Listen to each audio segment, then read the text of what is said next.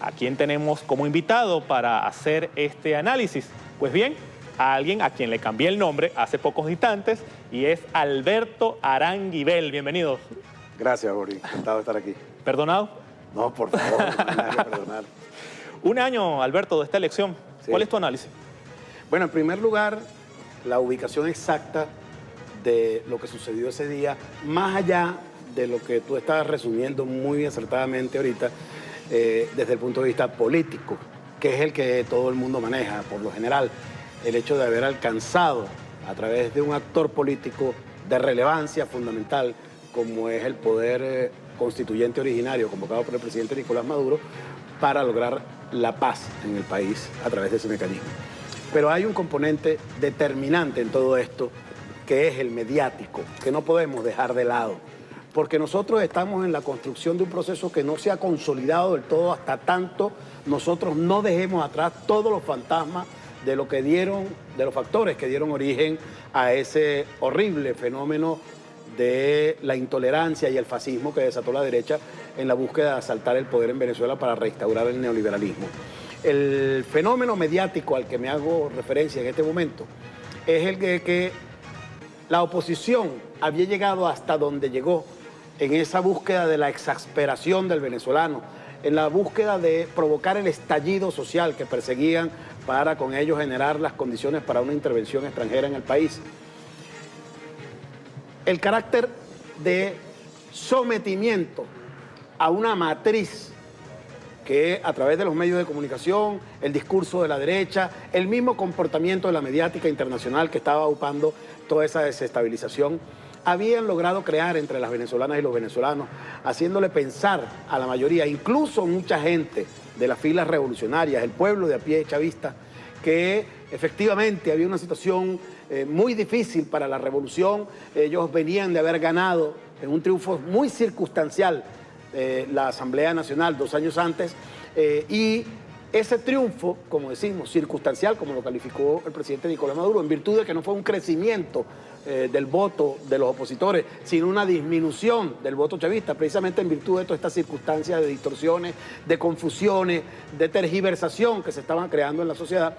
En ese momento en el que el presidente convoca hace un año a la constituyente, estaba apostando no solo por lo político, sino por el poder comunicacional que tenía, de mostrarle al mundo la gran verdad que era, que la mayoría no era la oposición, que no era que el presidente estaba solo en Miraflores y que el pueblo estaba rebelado todo contra él, siendo reprimido por las fuerzas de seguridad del Estado, como lo habían vendido internacionalmente, sino que la gran masa, inmensa mayoría de las venezolanas y los venezolanos respaldaba la revolución, estaba en contra del fascismo y quería la paz. Entonces esa verdad fue lo que desactivó el terrorismo que estaba en curso y trajo la paz de inmediato a través de la elección, del hecho del voto apenas, sin lanzarle ni una piedra a ningún opositor, sin disparar un tiro.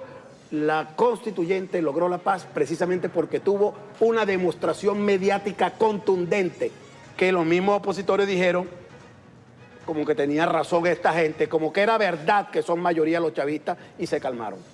Y esto es relevante porque yo creo que el año 2017 fue el año en el cual Nicolás Maduro dio el batacazo.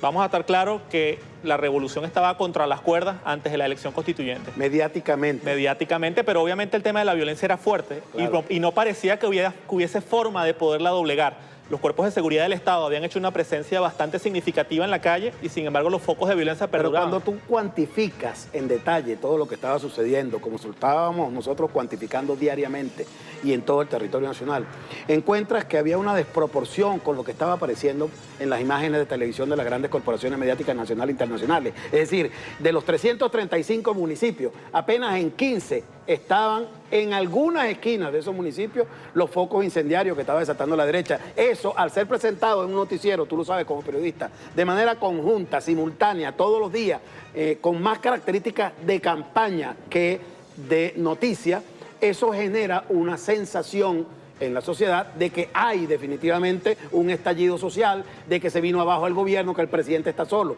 Esa es la mentira que desmontó la masiva asistencia a la elección de la Asamblea Nacional Constituyente aquel 30 de julio. Pero no te iba a hablar precisamente de ese tema.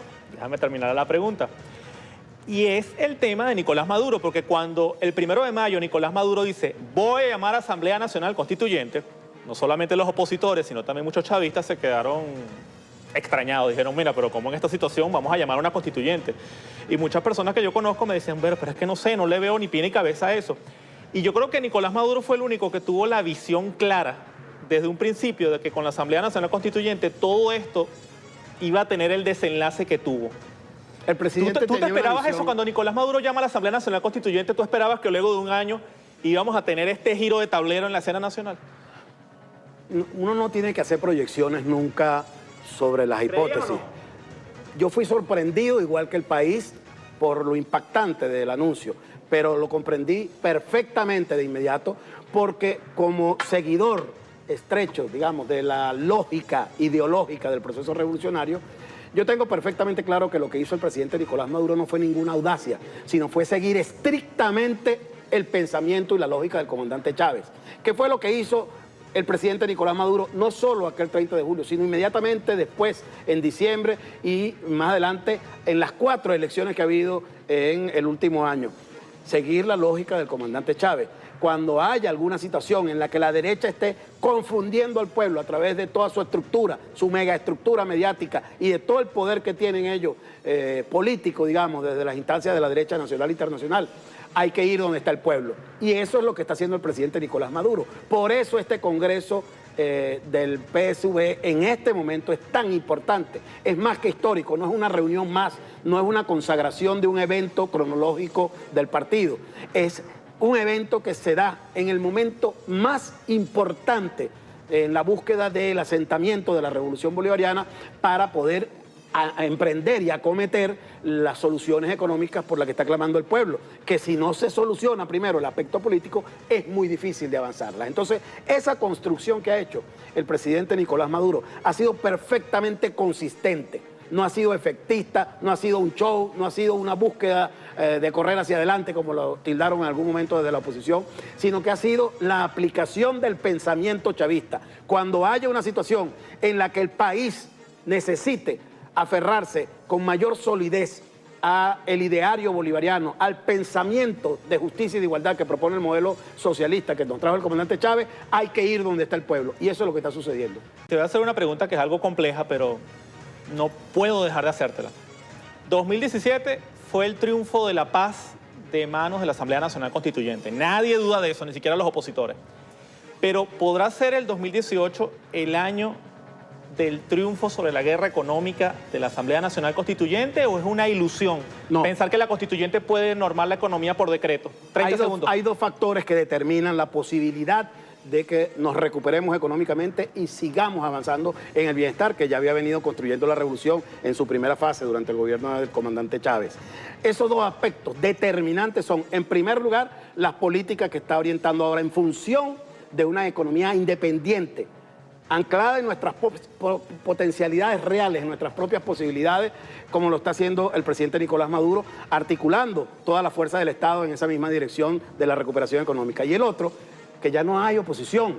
Es decir, había que superar políticamente ese proceso terrible en el que había la duda de si la derecha era o no era la que tenía la mayoría, para que sobre la verdad verdadera, la certidumbre de una realidad, de un pueblo que aspira a un modelo económico de justicia y de igualdad social, sobre esas bases sólidas pudiéramos avanzar en la construcción del modelo económico. Ya no hay. La gente de la derecha repudia. ¿Tú no viste cómo sacaron a María Corina Machado?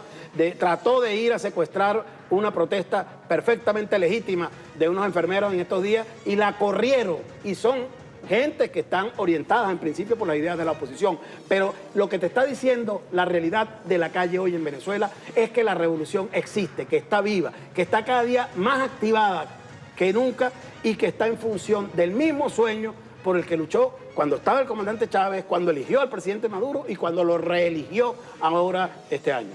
Alberto Aranguibel en una excelente entrevista que no tiene pérdida y que usted puede ver a través de programas completos BTV en YouTube si desea ver nuevamente esta intervención. O en soyaranguibel.com, que la colgaremos esta noche.